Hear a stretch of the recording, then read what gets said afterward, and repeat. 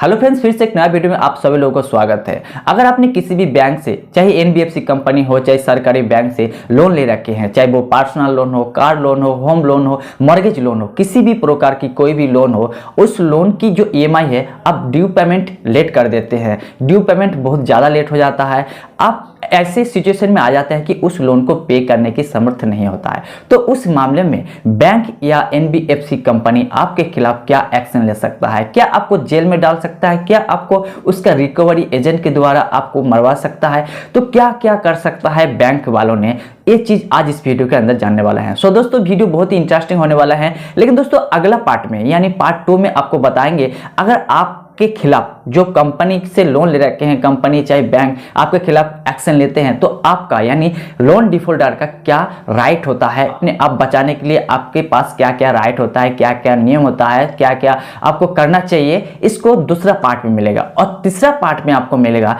कि इसका सॉल्यूशन क्या होता है, इस तरह मामले में क्या सॉल्यूशन होने पर आपका जो समस्या है इस समाधान हो जाएगा। चलिए दोस्तों, आज के इस वीडियो शुरू करते हैं कि लोन वालों ने यानी बैंक वालों ने, एनबीएफसी वालों ने आपके खिलाफ क्या क्या एक्शन ले सकता है। नमस्कार दोस्तों, मैं हूं सूरज दास और आप देख रहे हैं मेरे यूट्यूब चैनल टेक्निकल सूरज। दोस्तों, वीडियो का अच्छा लगे तो लाइक करना, क्योंकि इसी तरह वीडियो आपको इस चैनल पर मिलते रहेगी। चैनल पर पहली बार हो तो चैनल को सब्सक्राइब जरूर करें।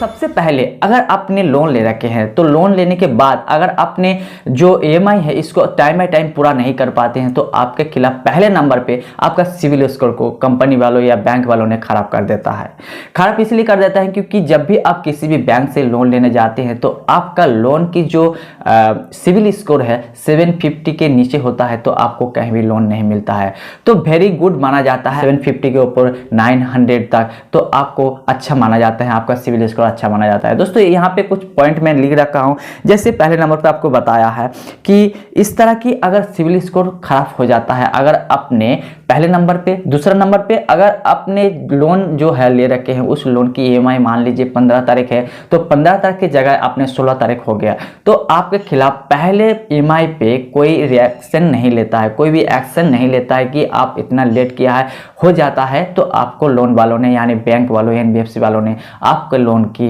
ईएमआई ड्यू पेमेंट हो जाता है, लेट पेमेंट, इसको माफ कर देते हैं, नहीं तो पेनल्टी लेता है। तो दूसरा ईएमआई जब भी आप ड्यू पेमेंट आता है तो उस ड्यू पेमेंट के अंदर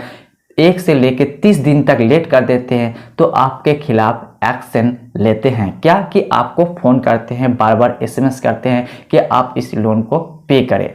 तो दोस्तों, ये होता है। उसके बाद अगर तीसरी बार अगर आपने उस लोन ईएमआई को पे नहीं करते हैं,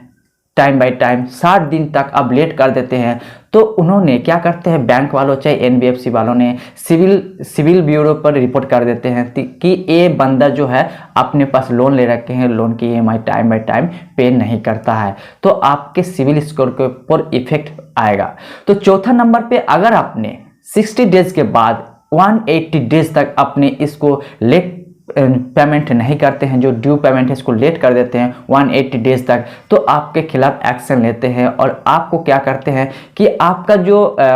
बुक है, आपका जो अकाउंट है, इस अकाउंट को उनकी लोन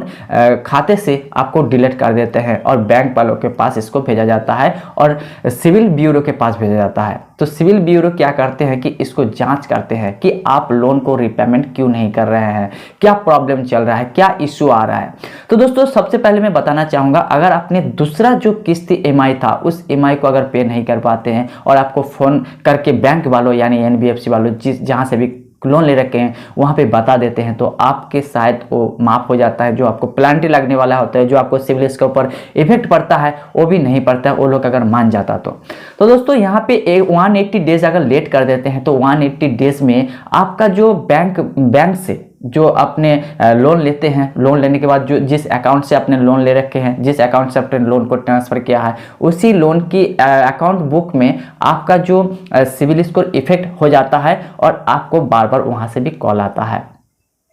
तो दोस्तों, ये होता है कि अगर आपने अच्छी तरह से लोन की टाइम बाय टाइम पे नहीं करते हैं, तो आपके खिलाफ सिविल स्कोर बिल्कुल ही खराब हो जाता है, कहीं भी आप लोन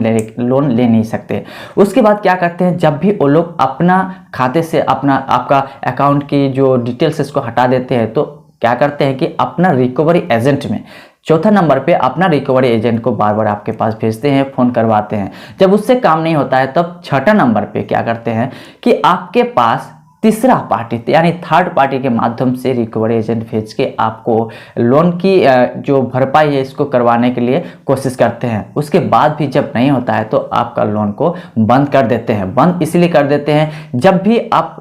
आपका जो पैन कार्ड है उस पैन कार्ड का जो नंबर होता है वहाँ पे इस अमाउंट को डाल दिया जाता है। भविष्य में जब भी आप कहीं भी लोन लेने जाते हैं तो आप उस समय लोन लेने के लिए काबिल नहीं रहते हैं। आपके सिविल स्कोर के ऊपर इफेक्ट पड़ने के कारण आपको कहीं भी लोन नहीं मिलेगा। और क्या होता है कि कंपनी वालों ने आप जहाँ पे काम करते हैं, चाहे सरकारी हो चाहे प्राइवेट हो, वहाँ पे काम करते हैं तो उसके तहत क्या करते हैं, आपका कंपनी से कांटेक्ट करते हैं और कहते हैं कंपनी वालों से कि ये बंदा हमसे लोन ले रखे हैं, अगर इस बंदे को जब भी सैलरी मिलेगा तो सैलरी के 50% हमारे यहाँ पे आनी चाहिए। वो सारा डॉक्यूमेंट्स वहाँ पे सबमिट करते हैं और आपका जो भी पेमेंट होता है उस पेमेंट से आधा आपके पास आता है, आधा उनके पास जाएगा। तो ये सारे क्या होता है कि अगर आपने ये सारा गलती करते हैं तो आपके साथ अगर 180 डेज के बाद अगर आप इस लोन को पे नहीं करते हैं तो आपके पास 1881 की एक्ट के तहत 138 में सेक्शन में आपको 2 साल के लिए सजा भी हो सकता है। तो दोस्तों ये होता है कि 2 साल की सज़ा हो सकता है आपको ज़्यादा से ज़्यादा आपको ब्याज भी भरना पड़ता है यानी पेनल्टी भी भरना पड़ता है। उसके साथ साथ क्या होता है कि ये दोनों होने के बाद भी अगर नहीं करते हैं तो आपको दोनों भी हो सकता है, 2 साल की जेल भी हो सकता है, आपको पेनल्टी भी लग सकता है। दोस्तों ये था आज की इस वीडियो के अंदर कि आपके साथ कंपनी वालों ने क्या क्या कर सकता है। कहीं आपका साथ अगर कोई मारपीट करने की बात करे, कोई धमकी करने की बात करे, एक कंपनी का राइट नहीं है। इसके खिलाफ आप जो